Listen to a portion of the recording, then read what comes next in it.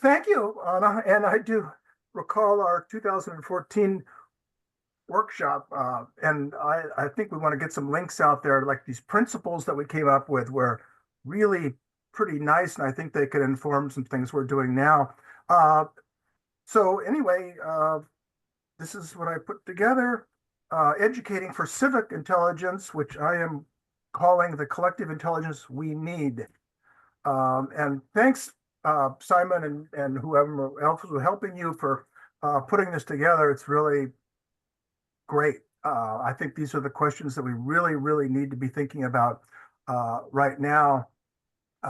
We're in a lot of deep trouble, and we really don't seem able to address our problems. So just a quick preview. I'm trying to go through too many slides, as is always the case. So I'll talk a little bit about different types of intelligences.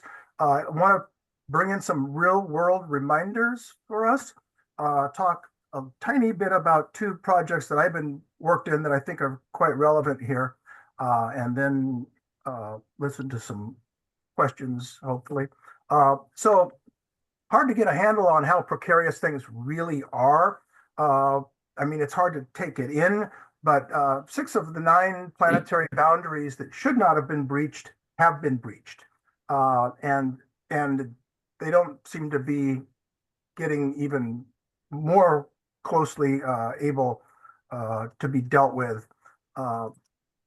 This is an interesting factoid, I think, also. 1.1% of the world adult population controls 45.8% of the global total. I wonder if that has anything to do with the problems that we're facing now. So my question is, this question I've been asking kind of a long time, asking myself, asking students, is will we be smart enough soon enough? We've certainly got a lot of cataclysmic potential on the way, and nature is not really to blame for much of it. And so my question is, can we be relevant? And so 3 different sort of types of intelligences, and I like this definition, these definitions, because they sort of get at the meat of what we need to do in relation to them. A general intelligence for one person is one agent to act in ways that are appropriate to the agent's goals within the environment.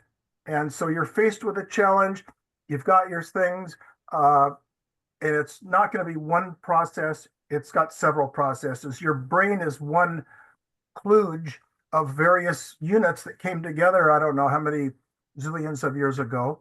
And it sort of acts like it's one thing. But collective intelligence would be that same kind of definition, except you have a collection of agents. And I would say collective intelligence is not this brand new thing that popped up with the invention of the internet. It's been something that has been with us since the day we cleaned out the cave and put the fire over there and the shit over in the other pile. But common good directed collective intelligence is what we're interested in, and that's an integrated set of processes. It's the same definition, except it's for social good, and it's done equitably and effectively, and it's in areas of potential challenge. It doesn't even have to be necessarily in areas of potential challenge, but it has to be done equitably, and it has to be social good has to be forefronted. And if not, we're talking about some general thing that doesn't really, I don't think, apply that well to what we're trying to do. And so I'm trying to erase. So why civic intelligence, not collective intelligence? For one thing, people often, it seems, in the literature, maybe some today, people talk about collective intelligence as if it's an unqualified good. It's only things that can be done for good. So it's a circular definition, and it sort of means that you can't think of bad uses, and you can only think of the general. Anyway, it's so civic intelligence. If you establish common good as the goal, then you're not saying, oh, I'm actually trying to make a lot of money, but I am using common good as like a front. And okay, so explicitly differentiates from other collective intelligences, collective intelligence for war, etc. And if you look back at the history of AI, it's been mostly funded by the DoD in the US until it became sort of financially more feasible. Uh, and so this allows us to think about uh, social good and avoiding social ill. And this is a lot of things I would say about civic intelligence: thinks and acts, mobilizes, learns, blah, blah, blah. But I'm in a hurry. So the one thing I um, want to show is my students would say, "Oh, we're talking about civic intelligence, but what features might it have?" And so we devoted a whole quarter at Evergreen, where I taught um, undergraduates, and it wasn't the only thing we did, but we put this together. Uh, we put together this little framework. We worked on this all quarter, and we came up with all of these things that we thought were important. And I don't have a PhD. These my students don't have PhDs, but this is what we came up with. And it we came up with all of these, and then sort of after the fact, grounded theory, we put it together and kind of arranged these things into categories, which I think to this day are pretty good. And maybe I'm not objective. Anyway, I just point out a couple. Looking at this, you notice that knowledge, which is the thing that's privileged in the academy, the isn't really the bulk of what's presented here to actually do things in an intelligent way. And so, theory is very highly privileged: facts, law, data, less on salient knowledge, which is what is contextual, what's happening in different communities. Metacognition, the idea of building on what you have, thinking about your thinking, not so much.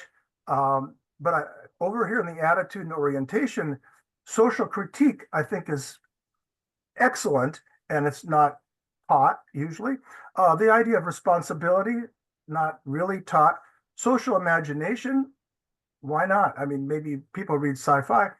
Self-efficacy, the idea that you are capable of doing things, I think is important.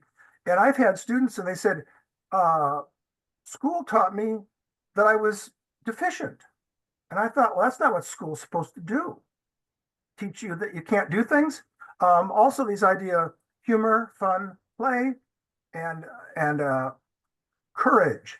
I think, for example, if we're trying to sort of fix things that are gone wrong in the real world, you're talking about human rights, fighting corruption.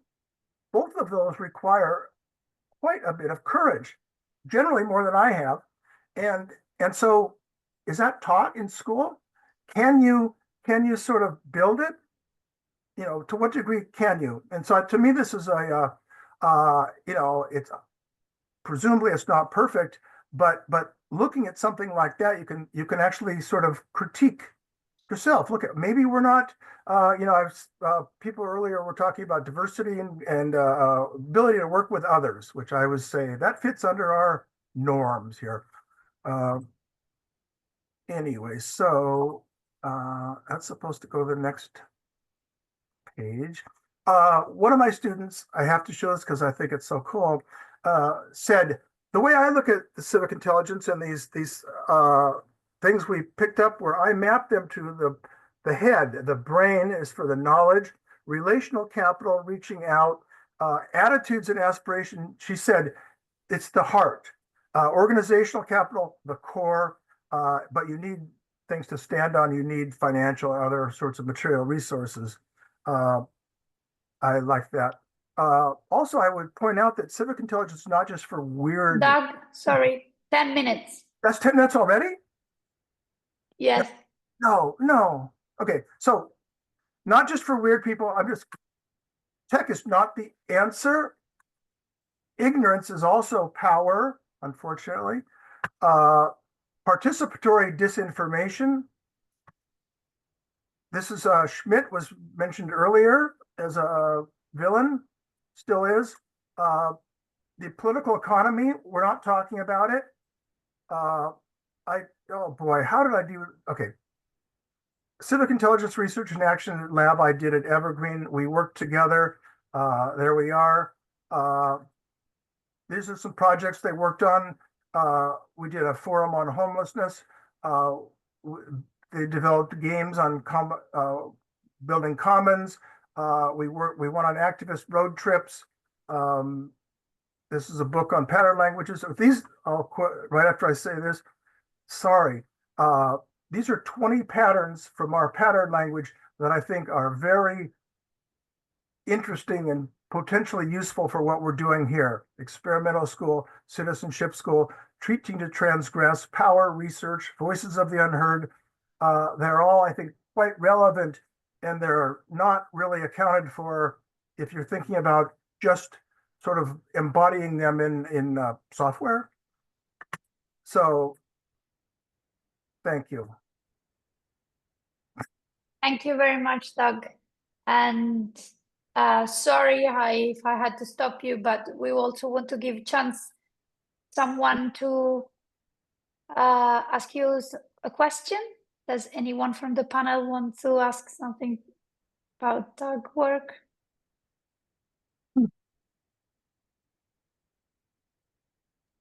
Wendy, are you trying to speak?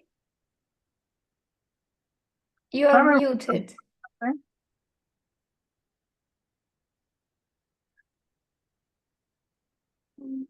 Simon, can you unmute Wendy? I don't know if you can. It's the hosts. So if you're not on the panel, you have to ask via the Q&A. This is the housekeeping. Oh no, we've got Wendy. Thank you.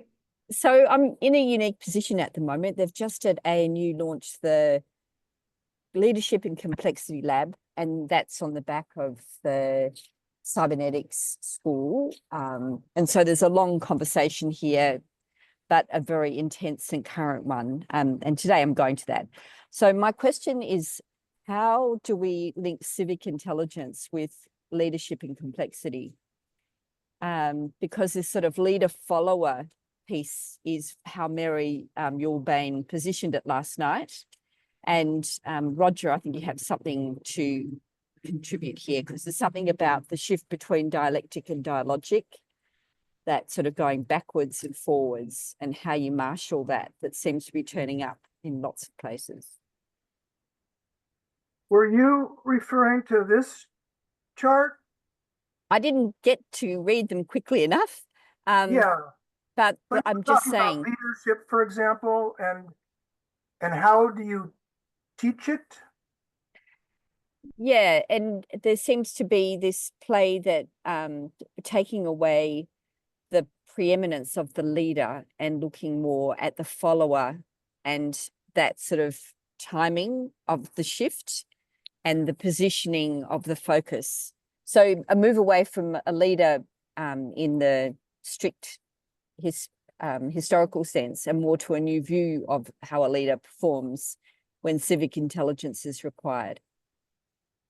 My sense is that leadership is sort of always going to be required to some degree, but that it should be kind of dynamic, and you can work in other, it's not necessarily a hierarchical thing. People can be working at little areas and show leadership, and then other people. Leadership is going back to something I said earlier about the animation, I think also.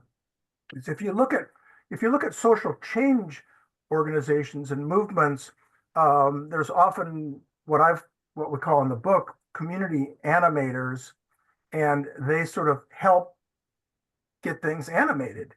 And I think that's always going to be a critical thing. I didn't get to it because I must have wasted the time somewhere else. But my group at Evergreen, students, we had the Civic Intelligence Research and Action Lab. And I was trying to get around all of the barriers of why students aren't being sort of taught this sort of stuff. So I said, it can go as long as it wants. As long as you sign up for this, I will convene it for you. And so some students were taking it for up to 2 years. And because I found this loophole, and I think a lot of universities have them, you have to look. And the students they proposed and ran their own projects. And so they had to get 3 or more to have a cluster. They had a cluster, they could manage a project. And I nudged them, but they had to combine theory and practice. They did things in the real world, and they had that homelessness forum, and homeless people from Olympia came and spoke. They took a forum, they took a big survey at Evergreen on our campus and realized that something like 10% of our student body was homeless or had been at one point. And so they interviewed them, and actually their data got fed into the city's census on homelessness in the city. And so Amazing. good Doug, law. sorry, this is an amazing story, and I know you have many more. I'm sorry, I have to now give the word to the second speaker, but we are going to have more time at the end for, the collective reflection. So you might want to say something more then.